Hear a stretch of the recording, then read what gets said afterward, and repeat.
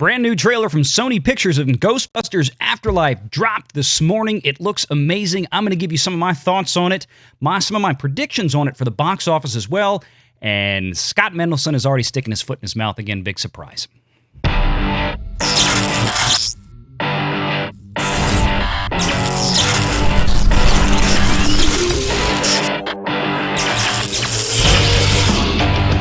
Renegade Online. All right, so we're going to pan through this together. I have watched it already because I wanted to kind of collect some thoughts on this beforehand. I've tried to avoid watching some other reaction videos as well, although I will say up front, I did catch Mr. H reviews. If you're not subscribed to Mr. H, make sure you do, and make sure you're subbed to this channel as well while you're at it.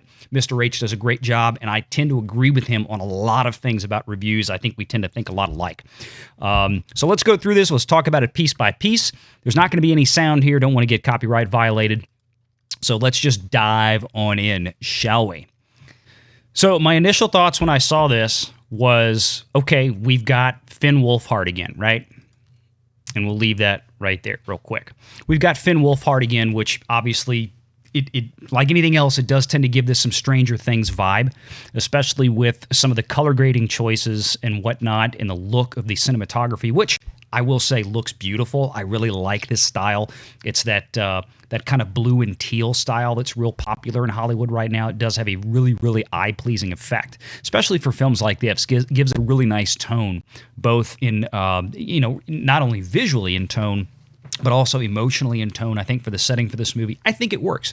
But Finn Wolfhard, again, constantly being put in these things like Stranger Things and then It and now Ghostbusters, starting to get a little typecasting. That being said, all fairness aside, the principal photography for this movie, these casting choices were made 2 and 3 years ago. So this movie was supposed to come out last summer. Bear that in mind, in July. So a little forgiveness on that end. But again, I don't think that takes away anything from it. Just an initial thought that I had that I wanted to share with you. We got Paul Rudd, of course, which I think looks great in this. And then I love this kid. This is, from best I can understand, this is Spangler's granddaughter, I think. Egon Spangler's granddaughter, which I love what they did with her. They made her look like Egon.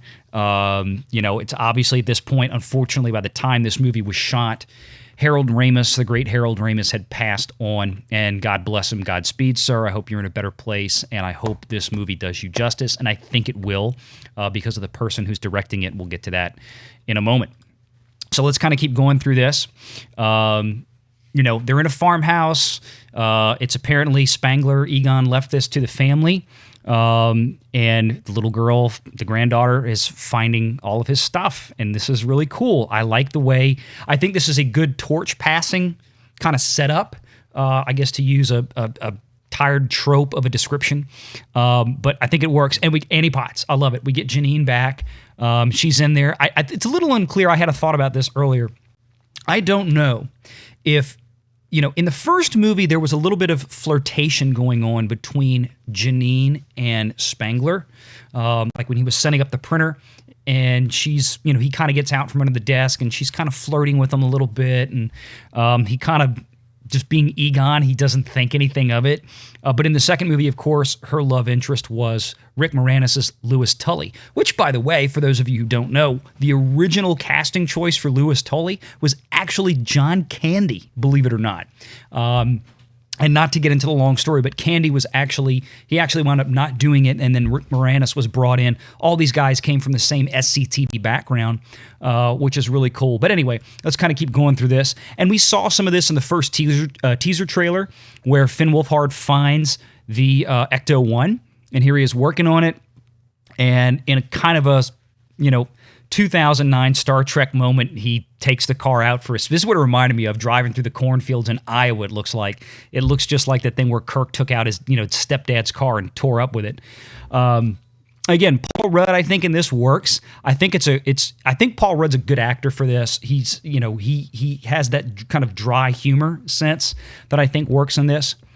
Seismic activity in the town. What's going on?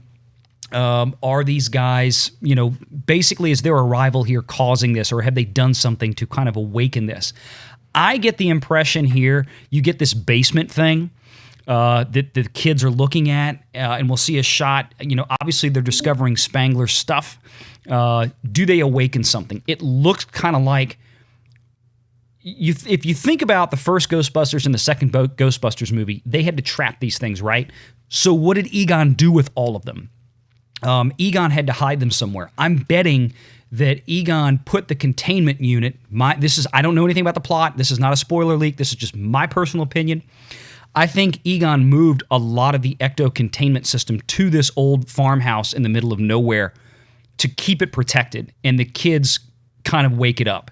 And then we're going to get Ray and Vakeman and Ernie Hudson's character. We're going to get all these guys coming back. By the way, Hasbro has already broken it. They've already put out today, in tandem with this trailer release, we see the new Ghostbusters toys, not only with the kids, the new generation, but we also see Bill Murray and Dan Akroyd and Ernie Hudson's characters coming back. They get new toys as well, so we know for sure they're in this. Somebody also teased, and I saw, like I said, I don't think anybody's picked up on this yet, and maybe they have, I just haven't seen it. We get the Stay Puft Marshmallow Man stuff here, like we did in the first teaser, which is cool. But this scene right here with the kids in the basement and this great shot with the clouds, this part right here, if I can catch it, boom, right there. That split second before where that figure comes up from the tunnel. Let's see if I can grab it real fast. There we go, right there. I'm betting you right now that, folks, is Gozer. That is Gozer. I saw something about Hasbro. I think one of the toys that they had mentioned was a Gozer toy. Now, I don't know if that's like a retro toy, because they did make some retro toys from the early 80s. But if the Ghostbusters managed to trap a lot of these things, like they didn't really trap Gozer in the first one, right? They sent her back to her dimension. Maybe that opened it up again, but I think it's a cool throwback to bring that in. That, to me, that hand, that hairdo that comes up, that, to me, when I first saw that this morning, I'm like, that's Gozer. So I think that would be cool. And look, a lot of people complain about member berries and stuff like this. I don't mind the member berries. I think the member berries are great. I really, really appreciate them, provided that the writing of the story is true to the original, it's respectful, and most importantly, it's good and it makes sense. And we're not just throwing in member berries to throw in member berries and get people excited. But I'll get to why I think that there's good justification for this, and I'll tell you why I think this is going to work out. And again, it's just a hunch, but we'll see. I think the effects are cool. I like this part especially. Let me back it up just a touch. To me, okay, this is, I swear to God, this is the taxi driver from the first Ghostbusters movie. A little updated with a beard or something now, but he kind of reminds me of that skeleton that was driving in the taxi. What I love about this is that the director has chosen to stick as much as possible with practical effects. This does not look like a computer animated effect. This looks like an actual either animatronic or puppet or something like this. Is an actual practical effect that was done in camera, and I have mad respect for that kind of stuff. This is what I want to see in movies, because there's too much over-reliance on CGI these days, and some of it looks so campy and corny, it really takes you out of the film. So some other criticisms of her. I love this part right here. This is great. It was perfect. It was just like the first movie, with the Guardian, the dog, crashing out of the Park Avenue apartments, Dana's apartment building, chasing Rick Moranis down the street. Now he's chasing Paul Rudd. Again, it's a member berry, but if it's done right, if it's done with a good story and it's built to make sense, I'm totally cool with it. Time will tell on that one. And then we get the Ecto one. I thought this was cool. Now, this is a great little update. We get now I'll pause it right there because we'll talk about this in a second. We get this great little update where they put an Ecto trap on an RC car chasing alongside the Ecto one. I thought that was just absolutely badass. I thought that was great. It was absolutely great. And the door swings open. She comes out on a chair, kind of like you've seen some of these things, like think about these helicopters with the Gatling guns on it, they swing out on it and they can get some leverage, and it just looks cool. It just looks really, really cool. Now everybody's complaining, oh, this is a terrible Slimer. I don't think this is Slimer. I think this is something else completely.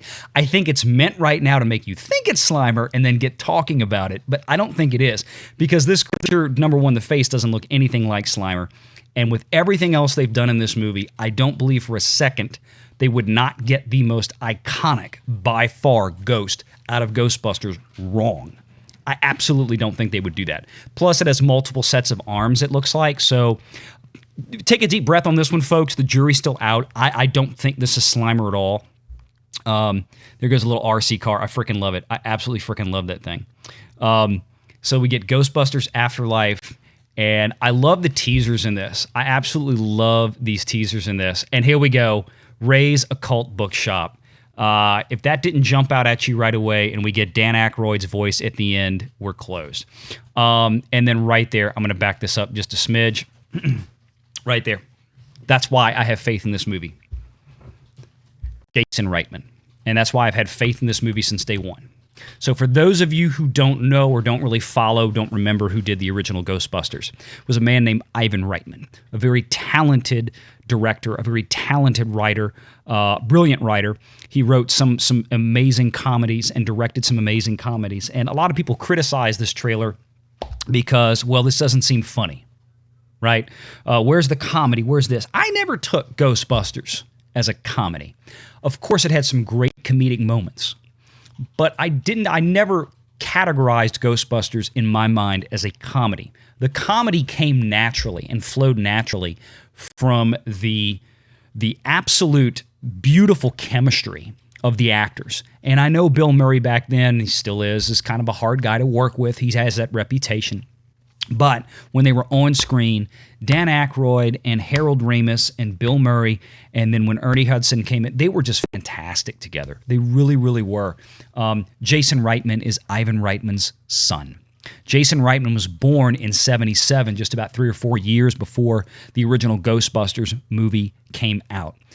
That movie, Ivan Reitman's, was that man's probably arguably his best legacy to the cinematic world and to fandom, was Ghostbusters. I don't think for a second that Jason Reitman is going to do anything other than treat his father's legacy with the utmost respect and love. And I'm going to tell you right now, that is why Jason Reitman was hired to run this production. And I think it was a great, great choice. So I have the utmost faith in Jason until I have reason not to. And I don't know anything, maybe I'm missing something, but I don't know anything about it that would give me pause. I really, really like this. I think this is great, and I am so looking forward to it. But of course, there's some folks out there who don't, like Scott Mendelson, who decided to post this today on Twitter. Now, for those of you who don't know, Scott Mendelson is a long-standing contributor to Forbes magazine in the entertainment side. There have been a lot of things that Scott has posted that I've thought have been okay. There's several things that Scott has written and posted I thought that have been lunacy. This is one of the things I would put in the lunatic column. Yeah, I'm not going to say anything and more about this, as stupid as it is. Scott, I'm sorry. This is just a verbal blunder on your part. The heart and soul of the movie, yes, indeed. The first movie was based around the fact that the government did overstep its bounds. It got stupid, and it caused the Ghostbusters to, it broke the containment field and sent all the ghosts all over New York. That's how it was. That's kind of historical reality, folks. And I guess he didn't like, since he brought up Ronald Reagan in his era, I guess he didn't like Reagan's mantra back then that government is not the solution, it's usually the problem. Well, unfortunately, history would prove the man out far more often than not to be absolutely 100% correct. Whether you agree with it or not is fine, but this is Scott Mendelson, an entertainment writer, making a comment like this. So I figured I would bring in a guest to respond to Scott that I thought would be most appropriate. So here he is. Oh, shut up.